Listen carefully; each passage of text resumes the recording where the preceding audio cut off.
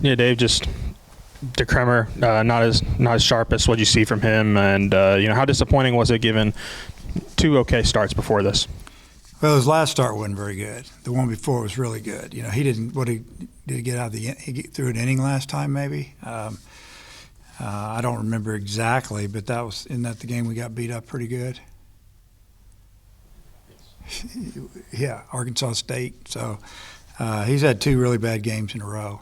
His book before when he was getting loose, it wasn't going great. As a matter of fact, a little concern, and obviously we had guys sitting in the pen. Normally we wouldn't, and 5 hitters, bang, we got him out, and we're down 4 runs. So really good job by the bullpen for the most part. I mean, they gave us a chance to win the game, get back in the game.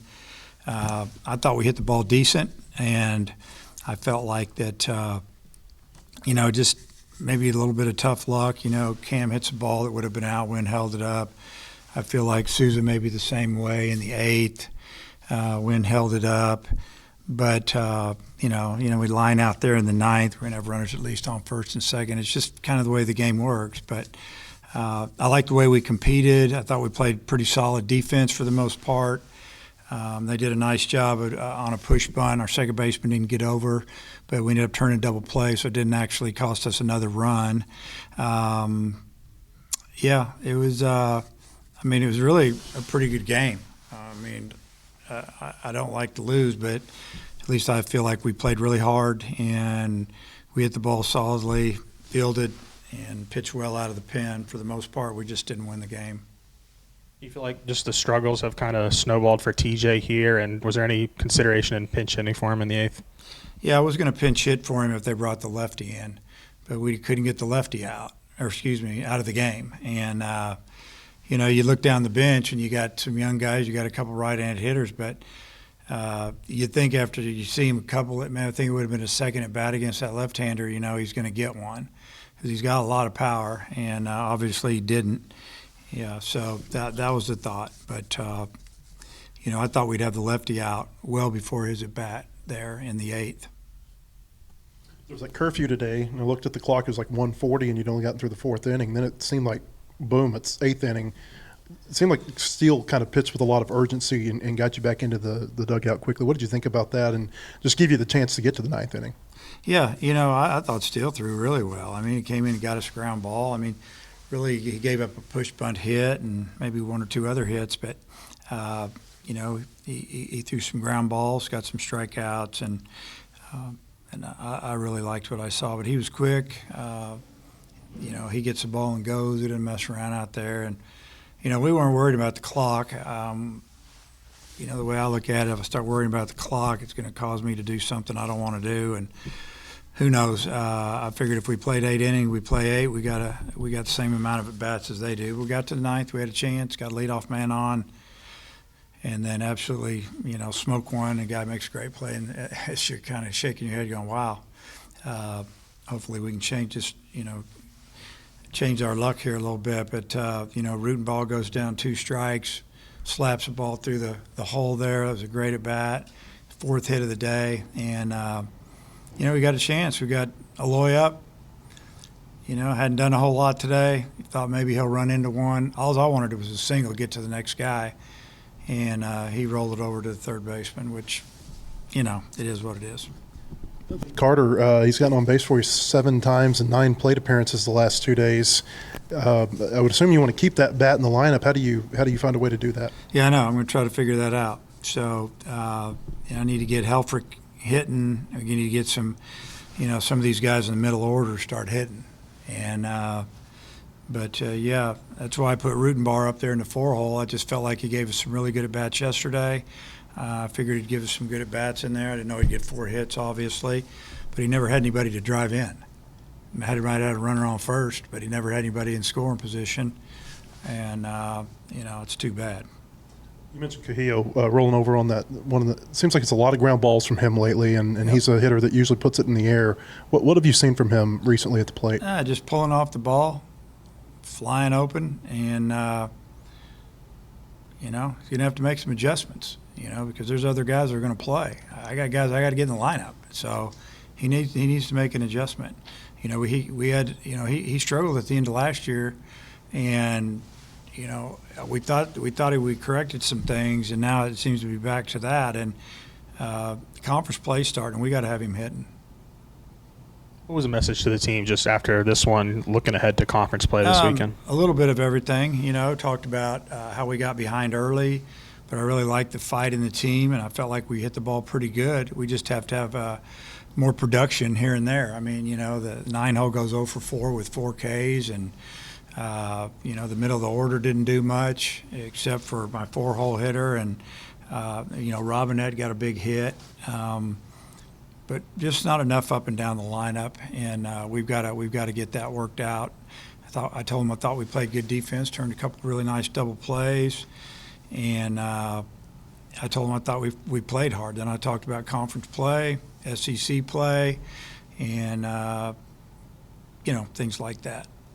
Only one hit for him today, but you mentioned his fly out that the wind kind of killed, and he had a big double. Did you like maybe Nolan's approach a little bit better today than what you've been seeing?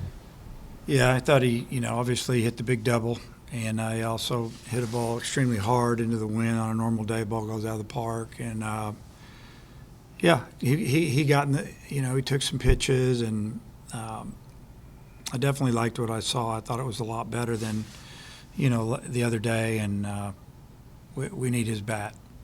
You said something on the pregame show today about playing the older guys on the left side of the infield with Souza and Pompey.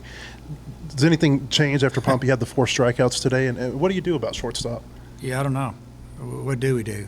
I mean, can Rutenbaugh play short? That'd be awesome, wouldn't it? I don't know. You know,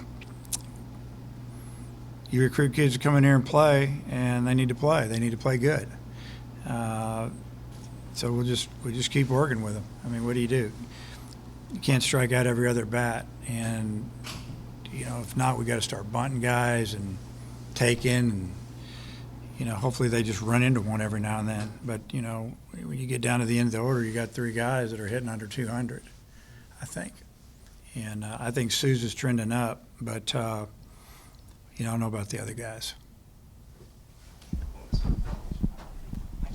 Yeah, Dave, just your early thoughts on Mississippi State and maybe the challenges they present compared to what you've seen already this season. Yeah, I mean, if you look at their numbers, and I've watched them play, you know, 3 or 4 times, you know, maybe not a full game, but 3 or 4 or 5 innings at a time. Very, very balanced lineup of right and left-handed hitters. They got some sock in the middle, got a couple good runners. You know, their arms, Friday guy out right-handed really good, lefty's really good. They both have big-time velocity, good secondary pitches. I mean, that's why they're ranked in the top 2 or 3, wherever they're at right now. They can beat you in a lot of different ways. So, veteran team, you know, coach brought some guys with them, got a couple other guys, I think, and then a lot of their better players stayed, and it's a good combination. In all your time here, just with conference play here, the key to consistency weekend after weekend, have you honed in on it? Is it ever changing as you continue your career? So I don't know exactly what you're talking about. Just the key to consistency weekend after weekend in the SEC, is it ever, have you honed in on it? Is it ever changing as your career continues? Yeah, I mean, it's the SEC is just, it's really good. I mean, we don't get too, you know, we don't get too up for one team and not another. I just tell them that they all count the same. You got 30 of them, and it takes 10 weeks to get through it.